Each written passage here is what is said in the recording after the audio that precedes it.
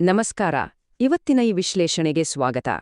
ಬನ್ನಿ, ಇಂದು ನಮ್ಮ ಜಗತ್ತನ್ನೇ ರೂಪಿಸ್ತಿರುವ ಒಂದು ಅದ್ಭುತ ಶಕ್ತಿಯ ಬಗ್ಗೆ ಮಾತಾಡೋಣ. ಅದೇ ಉದ್ಯಮಶೀಲತೆ, ಅಂದ್ರೆ ಸಾಧ್ಯತೆಗಳನ್ನು ಸೃಷ್ಟಿಸುವ ಕಲೆ. ಎಂದಾದ್ರೂ ಯೋಚಿಸಿದ್ದೀರಾ? ಒಂದೇ ಒಂದು ಹೊಸ ಐಡಿಯಾ ನಮ್ಮ ಇಡೀ ಜಗತ್ತನ್ನೇ ಹೇಗೆ ಬದಲಾಯಿಸಬಲ್ಲದು ಅಂತ? ಈ ಪ್ರಶ್ನೆಯನ್ನೇ ಮನಸ್ಸಲ್ಲಿ ಇಟ್ಕೊಂಡು ಇವತ್ತಿನ ಈ ವಿಷಯದ ಬಗ್ಗೆ ಚರ್ಚೆ ಶುರು ಮಾಡೋಣ. ನಾವು ಪ್ರತಿದಿನ ಬಳಸೋ ಮೊಬೈಲ್ ಫೋನ್ಗಳು, ವಾಷಿಂಗ್ ಮಿಷಿನ್ಗಳು, ಫಾಸ್ಟ್ ಫುಡ್, ಹೀಗೆ ಇವೆಲ್ಲದರಲ್ಲೂ ಒಂದು ಕಾಮನ್ ವಿಷಯ ಇದೆ. ಏನದು ಅಂತ ಯಾವತ್ತಾದ್ರೂ ಯೋಚನೆ ಮಾಡಿದೀರಾ? ಅದರ ಉತ್ತರ ತಕ್ಷಣಕ್ಕೆ ಹೊಳೆಯದೇ ಇರಬಹುದು. ಆದರೆ ಈ ಎಲ್ಲ ಆವಿಷ್ಕಾರಗಳ ಹಿಂದೆ ಒಂದು ತುಂಬಾನೇ ಪವರ್ಫುಲ್ ಶಕ್ತಿ ಅಡಗಿದೆ. ಆ ಶಕ್ತಿನೇ ಉದ್ಯಮಿ. ಹೌದು, ಒಬ್ಬ ವ್ಯಕ್ತಿಯ ವಿಷನ್, ಅವರ ಪರಿಶ್ರಮ ಇಡೀ ಜಗತ್ತಿನ ಚಿತ್ರಣವನ್ನೇ ಬದಲಾಯಿಸಬಲ್ಲದು. ಈ ವಿಶ್ಲೇಷಣೆಯಲ್ಲಿ ನಾವು ಇದೇ ವಿಷಯದ ಬಗ್ಗೆ ಆಳವಾಗಿ ತಿಳಿದುಕೊಳ್ಳೋಣ. ಮೊದಲು ಉದ್ಯಮಶೀಲತೆ ಅಂದ್ರೆ ಏನು? ಉದ್ಯಮಿ ಅನ್ನೋ ಪದದ ನಿಜವಾದ ಅರ್ಥ ಏನು ಅಂತ ತಿಳ್ಕೊಳ್ಳೋಣ. ಯಾರು ಈ ಉದ್ಯಮಿ?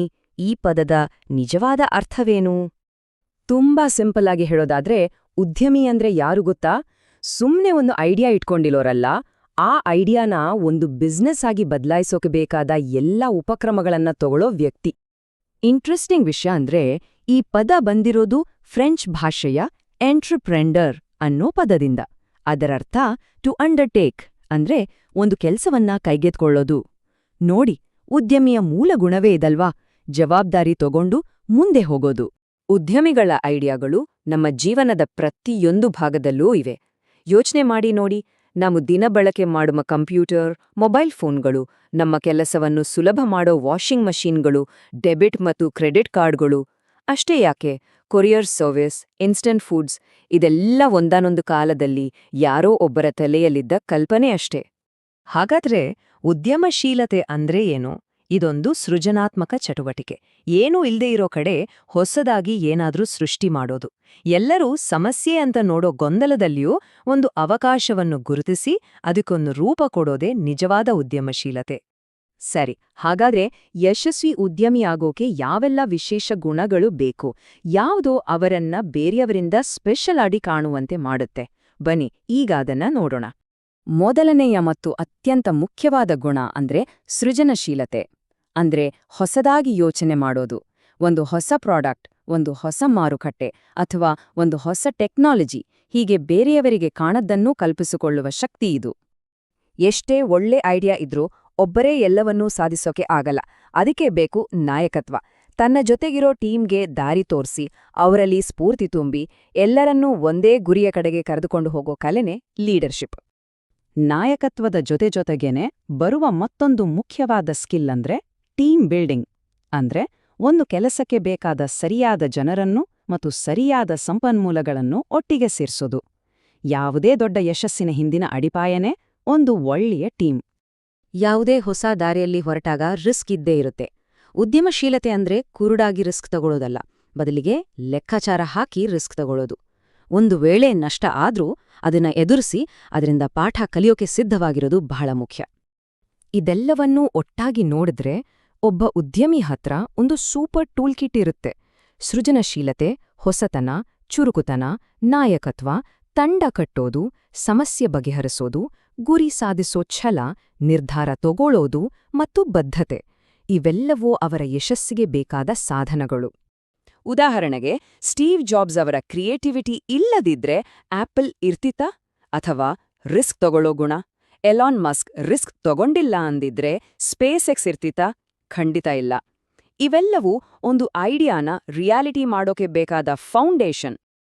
ಸರಿ, ಉದ್ಯಮಿಗಳ ಗುಣಗಳನ್ನ ನೋಡಿದ್ವಿ. ಆದ್ರೆ ಅವರು ದಿನನಿತ್ಯ ಮಾಡೋ ಮುಖ್ಯ ಕೆಲಸಗಳೇನು? ಅವರ ಪ್ರಮುಖ ಕಾರ್ಯಗಳೇನು? ಈಗ ಆ ಬಗ್ಗೆ ಮಾತಾಡೋಣ. ಯಾವುದೇ ಉದ್ಯಮದ ಜರ್ನಿ ಶುರುವಾಗೋದೇ ಒಂದು ಪಕ್ಕಾ ಪ್ಲಾನ್ನಿಂದ. ಆಮೇಲೆ ಆ ಪ್ಲಾನ್ಗೆ ಬೇಕಾದ ಸಂಪನ್ಮೂಲಗಳನ್ನ ಅಂದ್ರೆ ಜಾಗ, ಜನ, ದುಡ್ಡು ಎಲ್ಲವನ್ನೂ ಒಟ್ಟಿಗೆ ಸೇರಿಸಬೇಕು. ಪ್ರತಿ ಹೆಜ್ಜೆಯಲ್ಲೂ ಸರಿಯಾದ ನಿರ್ಧಾರಗಳನ್ನ ತಗೋಬೇಕು. ಹಣಕಾಸನ್ನ, ಆಪರೇಷನ್ಸ್ನ ನೀಟಾಗಿ ಮ್ಯಾನೇಜ್ ಮಾಡಬೇಕು. ಎಲ್ಲಕ್ಕಿಂತ ಮುಖ್ಯವಾಗಿ ಅನಿರೀಕ್ಷಿತವಾಗಿ ಬರೋ ರಿಸ್ಕ್ಗಳನ್ನ ಎದುರಿಸೋಕೆ ರೆಡಿ ಇರಬೇಕು. ಒಬ್ಬ ಉದ್ಯಮಿಯ ಕೆಲಸ ಅನ್ನೋದು ಒಂದು ನಿರಂತರ ಪ್ರಕ್ರಿಯೆ. ಮೊದಲಿಗೆ ಒಂದು ಗಟ್ಟಿ ಪ್ಲಾನ್ ಒಂದಿಗೆ ಉದ್ಯಮ ಶುರು ಮಾಡೋದು.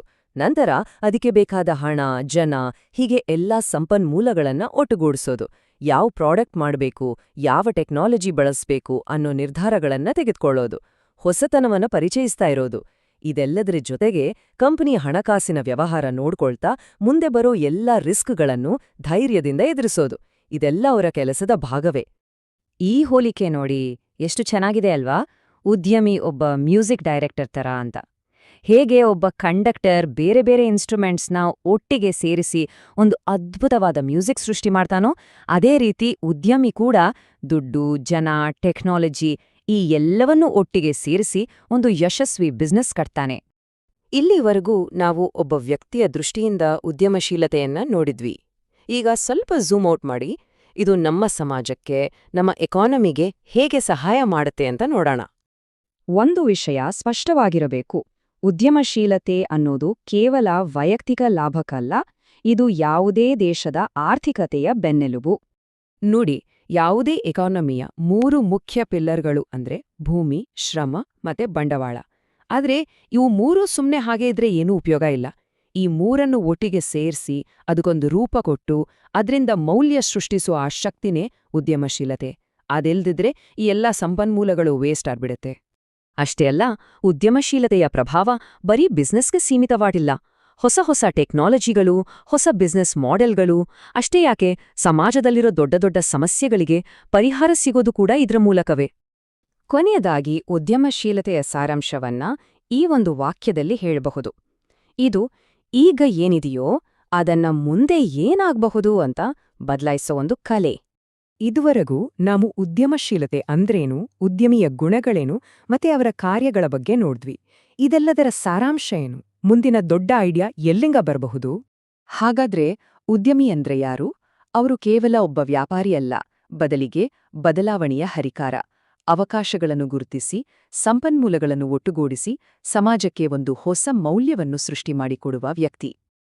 ನಮ್ಮ ದೇಶದ ಆರ್ಥಿಕತೆ ಅನ್ನೋ ದೊಡ್ಡ ಗಾಡಿಯನ್ನ ಮುಂದೆ ತಳ್ತಾ ಇರೋರು ಯಾರು? ರಾಜಕಾರಣಿಗಳ ಅಥವಾ ದೊಡ್ಡ ದೊಡ್ಡ ಕಂಪನಿಗಳ? ಆ ನಿಜವಾದ ಚಾಲಕ ಶಕ್ತಿ ಅಂದ್ರೆ ಉದ್ಯಮಿಗಳು. ಅವರು ನಮ್ಮ ದೇಶದ ಪ್ರಗತಿಗೆ ಹೇಗೆ ಬೆನ್ನೆಲುಬಾಗಿದ್ದಾರೆ ಅಂತ ನೋಡೋಣ. ಸರಿ, ಇದನ್ನ ಅರ್ಥ ಮಾಡ್ಕೊಳ್ಳೋಕೆ ಒಂದು ಸಖತ್ತಾದ ರೂಪಕ ಇದೆ. ಉದ್ಯಮಿಗಳು ಆರ್ಥಿಕ ಚಟುವಟಿಕೆಗಳಿಗೆ ಚೇತನ ಕೊಡುವ ಸ್ಪಾರ್ಕ್ ಪ್ಲಗ್ ಇದ್ದಂತೆ ಅಂತ. ಯೋಚನೆ ಮಾಡಿ, ಒಂದು ಗಾಡಿ ಸ್ಟಾರ್ಟ್ ಆಗ್ಬೇಕು ಅಂದ್ರೆ ಆ ಸಣ್ಣ ಸ್ಪಾರ್ಕ್ ಎಷ್ಟು ಮುಖ್ಯ ಅಲ್ವಾ? ಅದೇ ರೀತಿ ನಮ್ಮ ದೇಶದ ಆರ್ಥಿಕತೆ ಅನ್ನೋ ಇಂಜಿನ್ಗೆ ಕಿಕ್ ಕೊಡೋದೇ ಈ ಉದ್ಯಮಿಗಳು. ಒಂದು ಸಣ್ಣ ಕಿಡಿ, ಆದ್ರೆ ಅದು ತರುವ ಬದಲಾವಣೆ ಮಾತ್ರ ದೊಡ್ಡದು. ಹಾಗಾದ್ರೆ ಉದ್ಯಮಿ ಅಂದ್ರೆ ಯಾರು? ಸುಮ್ನೆ ಬಿಸ್ನೆಸ್ ಮಾಡೋವರ? ಖಂಡಿತ ಇಲ್ಲ. ಅವರು ಅದಕ್ಕೂ ಮೀರಿ ಹೊಸ ಅವಕಾಶಗಳನ್ನ ಹುಡುಕೋ ದಾರ್ಶನಿಕರು ಅಂತ ಹೇಳ್ಬಹುದು. ಅದಕ್ಕೆ ಬೇಕಾದ ಹಣ, ಜನ ಎಲ್ಲವನ್ನೂ ಒಟ್ಟುಗೂಡ್ಸೋ ಸಂಘಟಕರು. ಅಷ್ಟೇ ಅಲ್ಲ, ರಿಸ್ಕ್ ತಗೊಂಡು ಅದೆಷ್ಟೇ ಕಷ್ಟ ಬಂದ್ರೂ ಎದುರಿಸಿ ಏನಾದ್ರೂ ಒಂದು ಹೊಸ ಮೌಲ್ಯವನ್ನ ಸೃಷ್ಟಿ ಮಾಡೋ ಸಾಹಸಿಗರು. ನಿಜ ಹೇಳ್ಬೇಕಂದ್ರೆ ಆರ್ಥಿಕ ಪ್ರಗತಿಯ ಅಸಲಿ ಹೀರೋಗಳು ಇವ್ರೇ. ಸರಿ, ಈಗ ಉದ್ಯಮಿಗಳ ಮೊದಲ ಮತ್ತು ಅತಿದೊಡ್ಡ ಪ್ರಭಾವ ಏನು ಅಂತ ನೋಡೋಣ. ಅಂದ್ರೆ ಅವರು ನಮ್ಮ ಆರ್ಥಿಕ ಚಕ್ರಕ್ಕೆ ಚಾಲನೆ ಕೊಡೋದು ಹೇಗೆ ಅಂತ. ಒಂದು ಕ್ಷಣ ಯೋಚಿಸಿ ನೋಡಿ. ಜನರ ಹತ್ರ ದುಡ್ಡಿರುತ್ತೆ, ಅದು ಮನೆಯಲ್ಲೋ ಅಥವಾ ಬ್ಯಾಂಕ್ನಲ್ಲೋ ಸುಮ್ನೆ ಬಿದ್ದಿರುತ್ತೆ. ಅದರಿಂದ ಆರ್ಥಿಕತೆಗೆ ಏನೂ ಲಾಭವಿಲ್ಲ. ಅದೊಂದು ರೀತಿ ಡೆಡ್ ಮನಿ. ಉದ್ಯಮಿಗಳೇನ್ ಮಾಡ್ತಾರೆ ಗೊತ್ತಾ? ಈ ರೀತಿ ಎಲ್ಲೆಲ್ಲೋ ಚದುರಿ ಸುಮ್ನೆ ಬಿದ್ದಿರೋ ಹಣವನ್ನೆಲ್ಲ ಒಟ್ಟುಗೂಡಿಸಿ ಅದಕ್ಕೊಂದು ಜೀವ ಕೊಡ್ತಾರೆ. ಅದನ್ನ ಒಂದು ಉತ್ಪಾದಕ ಶಕ್ತಿಯಾಗಿ ಅಂದರೆ ಬಂಡವಾಳವಾಗಿ ಬದಲಾಯಿಸ್ತಾರೆ. ಇಲ್ಲಿ ನೋಡಿ, ಪ್ರೋಸೆಸ್ ಎಷ್ಟು ಸಿಂಪಲ್ ಆಗಿದೆ. ಮೊದಲು ಜನರ ಉಳಿತಾಯವನ್ನೆಲ್ಲ ಸೇರಿಸಿ ಬಂಡವಾಳವನ್ನಾಗಿ ರೂಪಿಸ್ತಾರೆ. ಆಮೇಲೆ ಆ ಬಂಡವಾಳದಿಂದ ಒಂದು ಹೊಸ ಉದ್ಯಮ ಶುರುವಾಗತ್ತೆ. ಆ ಉದ್ಯಮಕ್ಕೆ ಕೆಲ್ಸಗಾರರು ಬೇಕಲ್ವಾ? ಹಾಗಾಗಿ ಉದ್ಯೋಗಗಳು ಸೃಷ್ಟಿಯಾಗತ್ತೆ. ಅಂದ್ರೆ ನೋಡಿ, ಒಬ್ಬರ ಜೇಬಲ್ಲಿ ಸುಮ್ಮನೆ ಇದ್ದ ದುಡ್ಡು ಇನ್ನೊಬ್ಬರ ಮನೆಗೆ ಸಂಬಳವಾಗಿ ಹೋಗತ್ತೆ. ಇದೇ ಆರ್ಥಿಕ ಚಕ್ರದ ಮ್ಯಾಜಿಕ್. ಸರಿ, ಇದು ಕೇವಲ ವೈಯಕ್ತಿಕ ಮಟ್ಟದಲ್ಲಿ ಅಷ್ಟೇನಾ? ಇಲ್ಲ, ಈ ಉದ್ಯಮಶೀಲತೆಯಿಂದ ಇಡೀ ದೇಶಕ್ಕೆ ಹೇಗೆ ಲಾಭ ಆಗುತ್ತೆ ಅಂತಾನು ನೋಡೋಣ ಬನ್ನಿ. ಹೌದು, ಈ ಸಣ್ಣ ಸಣ್ಣ ಉದ್ಯಮಗಳು ಸೇರಿ ದೊಡ್ಡ ಇಂಪ್ಯಾಕ್ಟ್ ಮಾಡ್ತವೆ. ಮುಖ್ಯವಾಗಿ ದೇಶದ ಆರ್ಥಿಕ ಆರೋಗ್ಯವನ್ನು ತೋರಿಸೋ 3 ವಿಷಯಗಳ ಮೇಲೆ. ಮೊದಲನೇದಾಗಿ ಜಿಡಿಪಿ ಅಂದ್ರೆ ಒಟ್ಟು ದೇಶೀಯ ಉತ್ಪನ್ನ. ದೇಶದ ಆರ್ಥಿಕತೆ ಎಷ್ಟು ದೊಡ್ಡದಾಗಿದೆ ಅಂತ ಇದು ಹೇಳುತ್ತೆ. ಉದ್ಯಮಗಳು ಹೆಚ್ಚಾದಂತೆ ಜಿಡಿಪಿ ಕೂಡ ಬೆಳೆಯುತ್ತೆ. ಎರಡನೇದು ತಲಾ ಆದಾಯ, ಅಂದ್ರೆ ಪ್ರತಿಯೊಬ್ಬರ ಸರಾಸರಿ ಸಂಪಾದನೆ. ಇದು ಕೂಡ ಜಾಸ್ತಿ ಆಗತ್ತೆ. ಇನ್ನು ಮೂರನೇದು ರಫ್ತು ವ್ಯಾಪಾರ, ನಮ್ಮ ವಸ್ತುಗಳನ್ನ ಬೇರೆ ದೇಶಗಳಿಗೆ ಮಾರಾಟ ಮಾಡೋದು. ಇದರಿಂದ ಜಾಗತಿಕ ಮಟ್ಟದಲ್ಲಿ ನಮ್ಮ ದೇಶದ ಶಕ್ತಿ ಹೆಚ್ಚಾಗತ್ತೆ. ಆದ್ರೆ ಇದು ಕೇವಲ ನಂಬರ್ಗಳ ಕಥೆಯಲ್ಲ. ಉದ್ಯಮಿಗಳು ಅಂದ್ರೆ ಹೊಸತನದ ಇನ್ನೊಂದು ಹೆಸರು. ಯೋಚಿಸಿ, ಒಂದು ಕಾಲದಲ್ಲಿದ್ದ ಲ್ಯಾಂಡ್ಲೈನ್ ಫೋನ್ಗಳು ಹೋಗಿ ಇವತ್ತು ನಮ್ಮ ಕೈಯಲ್ಲಿ ಸ್ಮಾರ್ಟ್ ಫೋನ್ಗಳಿವೆ. ಇದು ಸಾಧ್ಯವಾಗಿದ್ದೇ ಉದ್ಯಮಿಗಳಿಂದ. ಅವರು ಯಾವಾಗಲೂ ಮಾರುಕಟ್ಟೆಗೆ ಹೊಸ ಹೊಸ ವಸ್ತುಗಳನ್ನ, ಹೊಸ ಸೇವೆಗಳನ್ನ ತರ್ತಾನೆ ಇರ್ತಾರೆ. ಇದರಿಂದ ಏನಾಗುತ್ತೆ, ನಮ್ಮ ಮಾರುಕಟ್ಟೆ ಇನ್ನೂ ದೊಡ್ಡದಾಗಿ ಬೆಳೆಯುತ್ತೆ. ಸರಿ, ದುಡ್ಡು, ಆರ್ಥಿಕತೆ ಅಂತ ಮಾತಾಡಿದ್ದು ಆಯ್ತು. ಆದ್ರೆ ಉದ್ಯಮಿಗಳ ಕೆಲಸ ಅಷ್ಟಕ್ಕೆ ಸೀಮಿತನಾ? ಖಂಡಿತ ಇಲ್ಲ. ಅವರು ಸಮಾಜಕ್ಕೂ ಒಳ್ಳೇದ್ ಮಾಡ್ತಾರೆ. ಹೇಗೆ ಅಂತ ನೋಡೋಣ. ಹೌದು, ಉದ್ಯಮಿಗಳು ಸಮಾಜದ ಮೇಲೆ ತುಂಬಾನೇ ಪಾಸಿಟಿವ್ ಪ್ರಭಾವ ಬೀರ್ತಾರೆ. ಒಂದ್ ಕಡೆ ಒಳ್ಳೆ ಕ್ವಾಲಿಟಿ ವಸ್ತುಗಳನ್ನ ಕಡಿಮೆ ಬೆಲೆಗೆ ಕೊಟ್ಟು ನಮ್ಮ ಜೀವನ ಶೈಲಿಯನ್ನೇ ಉತ್ತಮಪಡಿಸ್ತಾರೆ. ಇನ್ನೊಂದ್ ಕಡೆ ಬರೀ ಬೆಂಗಳೂರು, ಮುಂಬೈನಂತಹ ದೊಡ್ಡ ನಗರಗಳಲ್ಲಿ ಮಾತ್ರ ಅಲ್ಲ, ಹಳ್ಳಿಗಳಲ್ಲೂ ಫ್ಯಾಕ್ಟರಿಗಳನ್ನ, ಕಂಪನಿಗಳನ್ನ ಸ್ಥಾಪಿಸ್ತಾರೆ. ಇದ್ರಿಂದ ಆ ಪ್ರದೇಶಗಳು ಅಭಿವೃದ್ಧಿಯಾಗುತ್ತೆ, ಪ್ರಾದೇಶಿಕ ಅಸಮಾನತೆ ಕಡಿಮೆ ಆಗುತ್ತೆ, ಮತ್ತೆ ದುಡ್ಡು ಕೆಲವೇ ಜನರ ಕೈಲಿ ಸೇರೋದು ತಪ್ಪುತ್ತೆ. ಎಲ್ಲಕ್ಕಿಂತ ಮುಖ್ಯವಾಗಿ ಹೊಸ ಹೊಸ ಟೆಕ್ನಾಲಜಿಯನ್ನ ಅಳವಡಿಸಿಕೊಂಡು ಇಡೀ ಸಮಾಜವನ್ನೇ ಮುಂದಕ್ಕೆ ಕೊಂಡೊಯ್ತಾರೆ. ಓಕೆ, ಉದ್ಯಮಿಗಳು ಏನೆಲ್ಲ ಮಾಡ್ತಾರೆ, ಅದ್ರಿಂದ ಯಾಕೆಲ್ಲ ಒಳ್ಳೇದಾಗುತ್ತೆ ಅಂತ ಅರ್ಥವಾಯಿತು. ಈಗ ಎಲ್ರ ಮನ್ಸಲ್ಲೂ ಒಂದು ಪ್ರಶ್ನೆ ಬಂದಿರುತ್ತೆ, ಈ ಬದಲಾವಣೆಯ ಎಂಜಿನ್ ನಾವಾಗೋದು ಹೇಗೆ? ಅದಕ್ಕಿರೋ ಮೊದಲ ಹೆಜ್ಜೆಯೇ ಸ್ವಯಂ ಉದ್ಯೋಗ. ನಿಜ ಹೇಳ್ಬೇಕು ಅಂದ್ರೆ ಇದೇ ನಮ್ಮ ಆರ್ಥಿಕತೆಯ ಬೆನ್ನೆಲುಬು. ಉದ್ಯಮಶೀಲತೆ ಅಂತ ತಕ್ಷಣ ಏನೋ ದೊಡ್ಡ ಸಾಧನೆ ಅಂತ ಅನ್ಕೋಬೇಕಾಗಿಲ್ಲ. ಅದರ ಶುರುವಾತು ತುಂಬಾನೇ ಸಿಂಪಲ್ ಆಗಿರುತ್ತೆ. ನಮ್ಮ ಸುತ್ತಮುತ್ತ ನೋಡಿದ್ರೆ ಸಾಕು, ಒಂದು ಮೂಲೆಯಲ್ಲಿರೋ ಚಾಯ್ ಅಂಗಡಿ, ನಮ್ಮ ಏರಿಯಾದ ಕಿರಾಣಿ ಸ್ಟೋರ್ ಅಥವಾ ಒಂದು ಸೈಬರ್ ಕೆಫೆ, ಇವೆಲ್ಲವೂ ಉದ್ಯಮಶೀಲತೆಯ ಶಕ್ತಿಶಾಲಿ ಮೊದಲ ಹೆಜ್ಜೆಗಳೇ. ಇಂಟ್ರೆಸ್ಟಿಂಗ್ ವಿಷಯ ಅಂದ್ರೆ ಈ ಪಯಣದಲ್ಲಿ ಯಾರೂ ಒಬ್ಬಂಟಿಯಲ್ಲ. ಎಂಎಸ್ಎಂಇ ಅಂದರೆ ಸೂಕ್ಷ್ಮ, ಸಣ್ಣ ಮತ್ತು ಮಧ್ಯಮ ಕೈಗಾರಿಕೆಗಳ ಸಚಿವಾಲಯದಂತಹ ಸರ್ಕಾರಿ ಸಂಸ್ಥೆಗಳು ಸಪೋರ್ಟ್ ಮಾಡೋಕಿವೆ. ಲೋನ್ ಕೊಡೋದ್ರಿಂದ ಹಿಡಿದು ಟ್ರೇನಿಂಗ್, ಮಾರ್ಕೆಟಿಂಗ್, ಹೀಗೆ ಎಲ್ಲ ರೀತಿಯಲ್ಲೂ ಹೆಲ್ಪ್ ಮಾಡಿ ಒಬ್ಬ ಸ್ವಯಂ ಉದ್ಯೋಗಿ ದೊಡ್ಡ ಉದ್ಯಮಿಯಾಗಿ ಬೆಳೆಯೋಕೆ ಸಹಾಯ ಮಾಡ್ತವೆ. ಹಾಗಾದ್ರೆ ಏನೆಲ್ಲ ಶುರು ಮಾಡ್ಬೋದು? ಇಲ್ಲಿದೆ ನೋಡಿ ಕೆಲವು ಐಡಿಯಾಗಳು. ಒಂದು ಅಡ್ವರ್ಟೈಸಿಂಗ್ ಏಜೆನ್ಸಿ ಅಥವಾ ಮಾರ್ಕೆಟಿಂಗ್ ಕನ್ಸಲ್ಟೆನ್ಸಿ, ಯಾಕೆ ಒಂದು ಫೋಟೋಕಾಪಿ ಸೆಂಟರ್ ಕೂಡ ಶುರು ಮಾಡ್ಬೋದು. ಈ ತರದ ಸೇವಾ ಆಧಾರಿತ ಬಿಸ್ನೆಸ್ಗಳನ್ನ ಕಡಿಮೆ ಬಂಡವಾಳದಲ್ಲೇ ಶುರು ಮಾಡೋಕೆ ಸಾಧ್ಯ. ಇದ್ರಲ್ಲಿ ಯಾವುದಾದ್ರೂ ಒಂದು ದೊಡ್ಡ ಯಶಸ್ಸಿಗೆ ನಾಂದಿ ಹಾಡ್ಬೋದು. ಭಾರತದಲ್ಲಿ ಒಂದು ಹೊಸ ಬಿಸ್ನೆಸ್ ಶುರು ಮಾಡೋ ಪ್ಲಾನ್ ಇದೆಯಾ? ಹಾಗಿದ್ರೆ ಸರ್ಕಾರದಿಂದ ಅದಕ್ಕೆ ಏನೆಲ್ಲ ಸಪೋರ್ಟ್ ಸಿಗುತ್ತೆ ಅಂತ ತಿಳ್ಕೊಳ್ಳೋಣ ಬನ್ನಿ. ಇದನ್ನ ತಮ್ಮ ಕನಸನ್ನ ನನಸು ಮಾಡೋಕೆ ಹೊರಟವರಿಗೆ ಒಂದು ರೀತಿಯ ಗೈಡ್ ಅಂತಾನೂ ಹೇಳಬಹುದು. ಸಾಮಾನ್ಯವಾಗಿ ನಮ್ಮೆಲ್ಲರ ಮನಸ್ಸಲ್ಲೂ ಒಂದು ಸೂಪರ್ ಬಿಸ್ನೆಸ್ ಐಡಿಯಾ ಇರುತ್ತೆ ಅಲ್ವಾ? ಬಹುಶಃ ಇಡೀ ಜಗತ್ತನ್ನೇ ಬದಲಿಸೋ ತಾಕತ್ತಿರೋ ಒಂದು ಹೊಸ ಕಲ್ಪನೆ. ಆದ್ರೆ ಆ ಐಡಿಯಾನ ರಿಯಾಲಿಟಿಗೆ ತರೋದು ಹೇಗೆ? ಆ ಫಸ್ಟ್ ಸ್ಟೆಪ್ ಇಡೋದೇ ಎಲ್ಲಕ್ಕಿಂತ ಕಷ್ಟ ಅಂತ ಅನ್ಸೋದು ತುಂಬಾನೇ ಸಹಜ. ಹಾಗಾದ್ರೆ ಒಬ್ಬ ಎಂಟರ್ಪ್ರಿನರ್ ಫೇಸ್ ಮಾಡೋ ನಿಜವಾದ ಚಾಲೆಂಜ್ ಏನು? ಆ ಚಾಲೆಂಜ್ನ ಯಶಸ್ವಿಯಾಗಿ ಎದುರಿಸೋದು ಹೇಗೆ ಅಂತ ನೋಡೋಣ ಬನ್ನಿ. ನೋಡಿ, ಯಾವುದೇ ಒಂದು ಬಿಸ್ನೆಸ್ ಶುರು ಮಾಡಿ ಅದನ್ನ ದೊಡ್ಡದಾಗಿ ಬೆಳೆಸಬೇಕು ಅಂದ್ರೆ ಮೊಟ್ಟಮೊದಲು ಬೇಕಾಗಿರೋದು ಫಂಡಿಂಗ್, ಅಂದ್ರೆ ಬಂಡವಾಳ. ಸರಿಯಾದ ಕ್ಯಾಪಿಟಲ್ ಇಲ್ಲ ಅಂದ್ರೆ ಎಷ್ಟೇ ಅದ್ಭುತವಾದ ಐಡಿಯಾ ಇದ್ರೂ ಅದು ಬರೀ ಕನಸಾಗೆ ಉಳಿದ್ಬಿಡುತ್ತೆ. ಸರಿ, ಹಾಗಾದ್ರೆ ಈ ಬಂಡವಾಳವನ್ನ ಎಲ್ಲಿಂದ ಹೇಗೆ ತರೋದೋ? ಅದೃಷ್ಟವಶಾತ್ ಹೊಸದಾಗಿ ಉದ್ಯಮ ಶುರು ಮಾಡೋರಿಗೆ ಹೆಲ್ಪ್ ಮಾಡೋಕೆ ಅಂತಾನೆ ಸಾಕಷ್ಟು ಫೈನಾನ್ಷಿಯಲ್ ಇನ್ಸ್ಟಿಟ್ಯೂಷನ್ಸ್ ಇವೆ. ಬನ್ನಿ ಅವುಗಳ ಬಗ್ಗೆ ಮೊದಲು ತಿಳ್ಕೊಳ್ಳೋಣ. ಇವನ್ನೆಲ್ಲ ನಮ್ಮ ಬಿಸ್ನೆಸ್ ಟೂಲ್ ಕಿಟ್ನಲ್ಲಿರೋ ಪವರ್ ಟೂಲ್ಸ್ ಅಂತಾನೆ ಹೇಳ್ಬೋದು. ಉದಾಹರಣೆಗೆ ನೋಡಿ, NABRD ಅಂದ್ರೆ ಕೃಷಿ ಮತ್ತೆ ಗ್ರಾಮೀಣಾಭಿವೃದ್ಧಿ ಪ್ರಾಜೆಕ್ಟ್ಸ್ಗಳಿಗೆ ದುಡ್ಡು ಕೊಡುತ್ತೆ. ಈ ಎಕ್ಸ್ಐಎಂ ಬ್ಯಾಂಕ್ ಇದೆಯಲ್ಲ, ಅದು ಎಕ್ಸ್ಪೋರ್ಟ್ ಇಂಪೋರ್ಟ್ ಬಿಸ್ನೆಸ್ಗೆ ಸಪೋರ್ಟ್ ಮಾಡುತ್ತೆ. ಹಾಗೆ SIDB, ಇದು ವಿಶೇಷವಾಗಿ ಸ್ಮಾಲ್ ಸ್ಕೇಲ್ ಇಂಡಸ್ಟ್ರೀಸ್ ಬೆಳವಣಿಗೆಗೆ ಹೆಲ್ಪ್ ಮಾಡುತ್ತೆ. ಇವುಗಳ ಜೊತೆಗೆ ಪ್ರತಿಯೊಂದು ರಾಜ್ಯದಲ್ಲೂ ಸ್ಟೇಟ್ ಫೈನಾನ್ಸ್ ಕಾರ್ಪೊರೇಷನ್ಸ್ ಅಂದ್ರೆ SFCs ಅಂತ ಇರುತ್ತೆ. ಇವು ಕೂಡ ಲೋಕಲ್ ಬಿಸ್ನೆಸ್ಗಳಿಗೆ ಫೈನಾನ್ಷಿಯಲ್ ಹೆಲ್ಪ್ ಮಾಡ್ತವೆ. ಓಕೆ, ಈಗ ಬಂಡವಾಳಕ್ಕೆ ಒಂದು ದಾರಿ ಸಿಕ್ತು ಅಂತ ಅಂದ್ಕೊಳ್ಳೋಣ.